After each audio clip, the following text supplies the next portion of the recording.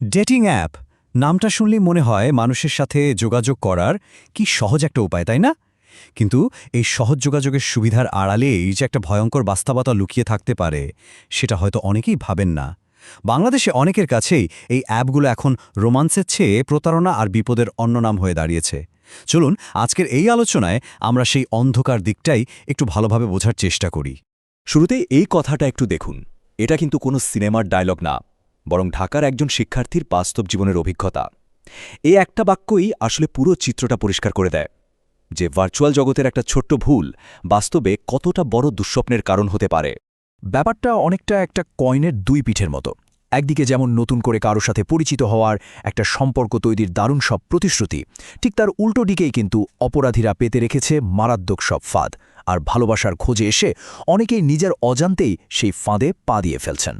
ঢাকার সেই ছাত্রের ঘটনাটাই ধরুন না। তার ছবি চুরি করে একটা ডেটিং অ্যাপে ভুয়া প্রোফাইল খোলা হলো। তারপর সেই প্রোফাইল ব্যবহার করে বিভিন্ন মানুষের কাছ থেকে টাকা চাওয়া হতে থাকল। এমনকি তাকে প্রেমের জালে ফাঁসিয়ে ব্ল্যাকমেল করার চেষ্টাও করা হয়। আর সবচেয়ে ভয়ঙ্কর ব্যাপার হলো এই পুরোটা সময় তিনি এই বিষয়ে কিছুই জানতেন না। আচ্ছা, চলুন একটু গভীরে গিয়ে দেখি এই অপরাধীরা ঠিক কি উপায়ে এই প্ল্যাটফর্মগুলোকে ব্যবহার করে। এদের কাজের ধরন কিন্তু অনেক রকম। সাধারণ ছলচাতুরি থেকে শুরু করে একেবারে জীবননাশের হুমকি পর্যন্ত সবকিছু এর মধ্যে আছে। এই ধরনের প্রতারণার মধ্যে সবচেয়ে পরিচিত যে কৌশলটা, তার নাম হলো ক্যাটফিশিং। ব্যাপারটা খুব সহজ। অপরাধীরা অন্য কারো আকর্ষণীয় ছবি, তথ্য এসব ব্যবহার করে একটা নকল প্রোফাইল বানায়। তাদের একটাই উদ্দেশ্য, আগে বিশ্বাস অর্জন করা আর তারপর সেই বিশ্বাসকে পুঁজি করে নিজেদের আসল উদ্দেশ্য হাসিল করা। সাধারণত একটা রোম্যান্স স্ক্যামের একটা কমন প্যাটার্ন থাকে, অনেকটা সিনেমার স্ক্রিপ্টের মতো। প্রথমে লম্বা সময় ধরে কথা বলে ইমোশনাল একটা কানেকশন তৈরি করে বিশ্বাস অর্জন করা হয়। এরপর হঠাৎ করেই একটা বড় সমস্যার কথা বলা হয়, যেমন ধরুন হঠাৎ অসুস্থতা বা কোনো দুর্ঘটনা। আর ঠিক যেই মুহূর্তে একজন মানুষ আবেগপ্রবণ হয়ে সাহায্য করতে এগিয়ে যান, তখনই তিনি প্রতারণার শিকার হন। তবে সব প্রতারণা কিন্তু একরকম না। অনলাইন স্ক্যাম আর শারীরিক বিপদের মধ্যে কিন্তু একটা বড় পার্থক্য আছে।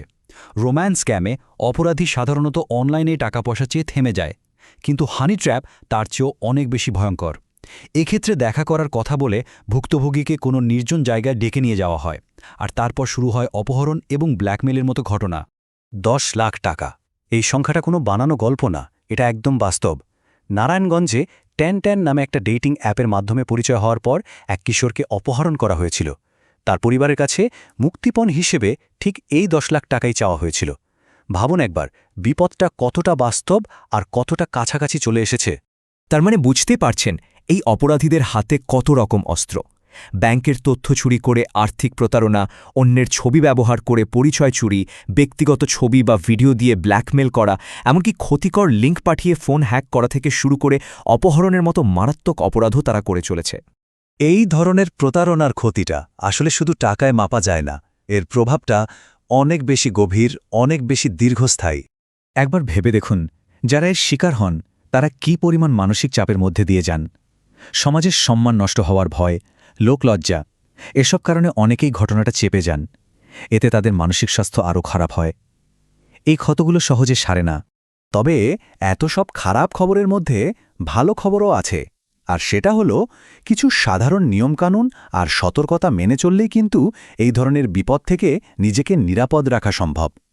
প্রশ্নটা খুবই সহজ, কিন্তু এর উত্তরটা জানা এখন আমাদের সবার জন্যে খুব জরুরি। এই অনলাইন জগতে চলার পথে কয়েকটা সাধারণ বিষয় মাথায় রাখলেই কিন্তু বড় ধরনের বিপদ এড়ানো যায়। কিছু খুব কার্যকর উপায় আছে, যেমন কারো প্রোফাইল নিয়ে একটু সন্দেহ হলেই তার ছবিটা গুগলে রিভার্স ইমেজ সার্চ করে দেখুন। কোনো অবস্থাতেই যত বড় এমার্জেন্সি হোক না কেন টাকা পাঠাবেন না।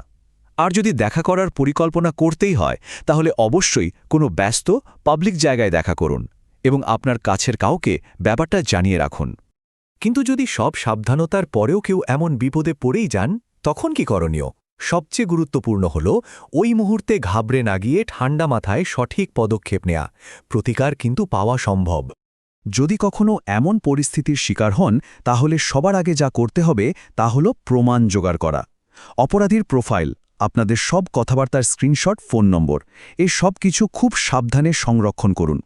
এরপর সঙ্গে সঙ্গে তাকে সব জায়গা থেকে ব্লক করে দিন এবং নিজের সব অনলাইন অ্যাকাউন্টের পাসওয়ার্ড বদলে নিরাপত্তা আরও বাড়িয়ে নিন। আইনের সাহায্য নেওয়ার জন্য বাংলাদেশে মূলত দুটো রাস্তা খোলা আছে। খুব দ্রুত কোনো ব্যবস্থা নেওয়ার জন্য আপনি সরাসরি আপনার কাছের থানায় একটা জিডি বা মামলা করতে পারেন, অথবা যদি ঘটনাটা আরও জটিল হয় তাহলে সরাসরি আপনার বিভাগের সাইবার ট্রাইব্যুনালেও মামলা করার সুযোগ আছে। আইন প্রয়োগকারী সংস্থার কিছু বিশেষ ইউনিটও কিন্তু এই ধরনের অপরাধ নিয়ে কাজ করে, যেমন ডিএমপির সাইবার ক্রাইম ইউনিট। আর বিশেষভাবে নারীদের সাহায্য করার জন্য তো police cyber support for women নামে একটি ফেসবুক পেজও আছে, যেখানে তারা নির্ভয়ে নিজেদের সমস্যার কথা জানাতে পারেন। শেষ করার আগে সমাজ ও অপরাধ বিশেষজ্ঞ ডক্টর তহিদুল হকের এই কথাটা না বললেই নয়।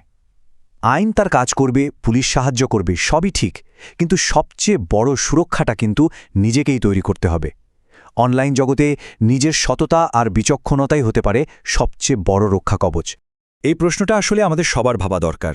নতুন মানুষের সাথে পরিচিত হওয়ার এই সহজ সুযোগটা নিতে গিয়ে আমরা কি নিজেদের নিরাপত্তার কথাটাই ভুলে যাচ্ছি?